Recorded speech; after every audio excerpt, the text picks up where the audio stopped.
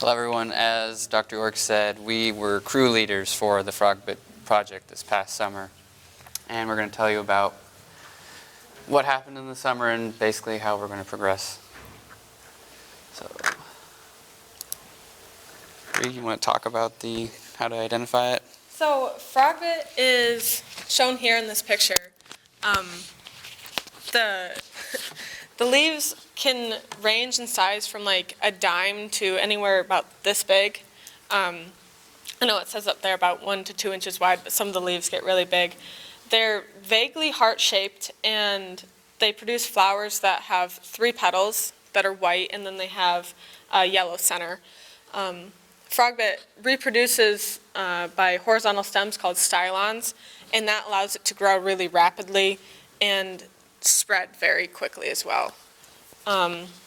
They produce overwintering buds called turions in the late summer, and those have the capacity to stay dormant for a number of years.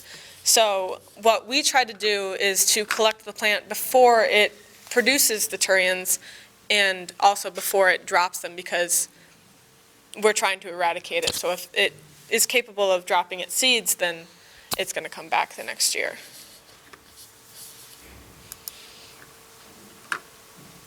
So this is an example of what it would look like in the field with a Sharpie for scale, I guess. This also shows how dense it can grow. And it's floating, so it doesn't typically root, but if there's substrate close enough underneath it, then it can kind of anchor itself in there. And then you have to take everything that it's attached to with it. I think that's in the next. Okay. So this is what we usually come upon whenever we're in the canoes and we go up to the north end of the lake. And if you just see the upper part of that picture where it's just a carpet of green, that's what we see. Yeah. So we have to use our rakes and basically put it into our canoe, and we'll take it to a drop-off site so we can let it dry so that the plant dies. And talking about the stylons or stolons, you pick up one like large plant, it's connected to a lot more, so it just kind of covers the top, which creates problems that Bree's going to explain. Yeah. And another thing is, if you see one little, like 3 leaves, you can pick that up, and then like 5 feet away from you, it'll drag a whole bunch of plant with it that you don't even see, that's so far underneath the surface that you might think you have a tiny patch, but then it ends up looking something like that when you finally get it into your boat. And this is a problem when it grows this dense, because it actually outcompetes everything underneath it, so nothing can grow underneath it because it grows so deep or so dense that the sunlight can't get through. And then another problem with that is it grows so dense that the wind can't even move the water underneath, so no oxygen can get into the water, and then the fish don't have any oxygen to breathe, and they have to either move or they'll suffocate, essentially.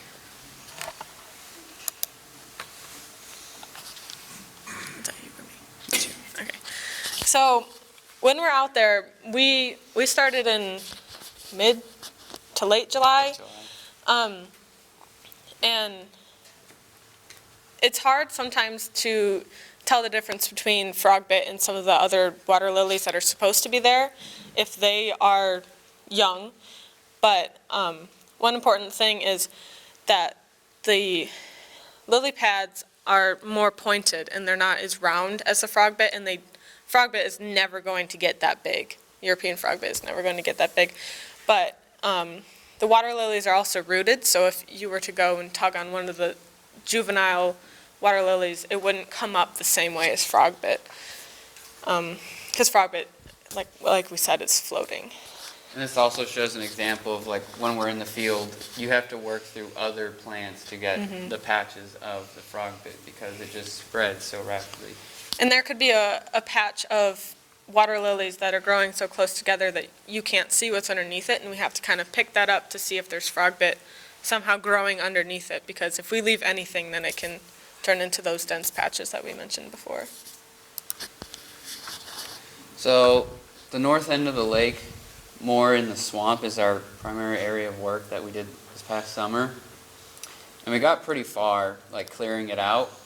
It's just that there's a lot of reeds and other wetland species, so it gets stuck inside, so you can't really get everything because It's impossible to get, because it just gets so intertangled in the reeds that we can't physically get to it. We have long-handled rakes, but we can't pull the plant out in its entirety. We can get little clippings of it, kind of, but we don't get the whole plant, and then that can reproduce even if it's still there. Is frogbit native or is it? No, it's invasive. It's invasive, yeah. Yeah.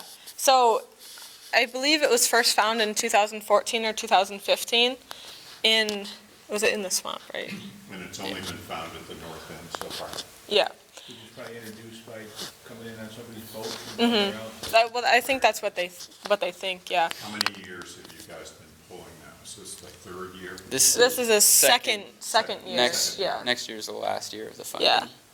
So, Do you know, was there progress made between, say, last year and this year, or are we just kind of holding our own? so we worked with a couple of high school students that worked last year, and they would tell us that it was already so much better, even though when we went out there, it was like daunting because there was just so much there. But according to the people that worked last year, we've made considerable progress.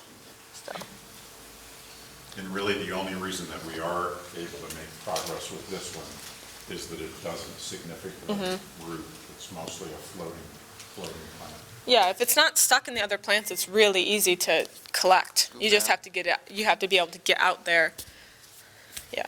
I helped you with it a Yeah. couple days. And what I noticed is the water level on the north side of North Lake Road is much higher than it ever was, which means that the water level is into the bogs and because of the beaver dams. If those beaver dams were removed, because that water level looks like it's 3 or 4 Right. feet higher than the rest of the lake. If the water level was lowered and there was just sort of more of a free-flowing stream, it would be a whole lot easier to collect that frog bed, I would think. Well, we tried. Yeah, we actually took tried. the dam down a couple times to actually dry out the frog, but Yeah. the beavers Yeah. make Yeah. the dams over and over. Once we started noticing the turions dropping or coming on the plant, then our job is effectively done. We can't, we could continue to collect it, but the seeds are already out there. So we went out, Dr. York's class went out and dismantled the beaver dam, and the water was just rushing by, and then within a few weeks, a month maybe, I don't know, the beavers just built it right back up. So the point of draining it was to get those frogbit pieces that we couldn't get because they were stuck in the reeds. We'll talk about why it has to dry out. So that's the point. We were trying to get the water out so that the plant didn't have water, so that it would die and kind of do our job when we couldn't get to it anymore. But the beavers just build the water up again. Just a quick question. With respect to the larger lily pads, you consider those to be good, so you want those to stay. Yeah. So I think that's a point of confusion that has happened on the lake. Because we have lily pads all, especially on the west shore up Right. and down. So those are the ones people want to leave because they're good for habitat. Right. Is that true? Yes, so, and that's one of the good things about how frogbit grows, because if you were to tug on a lily pad, it's not gonna come out easy. You really don't have to put any effort into pulling the frogbit out, no effort whatsoever to pull it out, unless it's anchored in the muck, and there's just not enough water to make it float. But when we use our rakes, if you get your rake just on the frogbit, it'll take just the frogbit and the lily pads will stay. So we're not disrupting the lily pads substantially anyway. How long did you harvest? So, 6 weeks? Kiernan and I worked in the summer experience, so we couldn't start until July. End of July. End of July, but there was morning crews in June, I want to say, that were working up until then, and then they continued to work, and then we found the Turians in September, I believe, so that's when we, like, first couple weeks of September, so that's when we stopped. So basically, people were harvesting all summer. Yeah, essentially, yeah. And we actually, this map is an old map, but this summer we worked all the way down to McNitt, which is about right there. And we found clusters of frogbit all through that first, yep, right in there. And then directly across from McNitt, there was one property that had a lot of frogbit, but we got as much as we could out. But we didn't find any frogbit beyond that point. You said it expires next year. Are there plans to reapply? Or will that be another? We're hoping to look for more funding. Yeah, some alternative funding, or it's a DEC grant That was, Lauren Lyons put Yeah. together for us. The DEC grant, you're supposed to, the goal is to eradicate it. So I'm not sure, I think after the 3 years, we'll reapply and see what, if we can show really good progress, we might get funded the second time, but I'm not sure. Because our goal was to eradicate it. Because what Thad said is because of the difficulty of it being nested in certain areas, it's never going to be eradicated. Yeah. We kind of figured out pretty soon that it's more of controlling it, preventing it from getting into the lake, because you just can't, without destroying the entire swamp, you can't get it all out, which is daunting, but. Well, thank you very much, you guys. I think we'll take like a 5-10 minute break and just stretch our legs.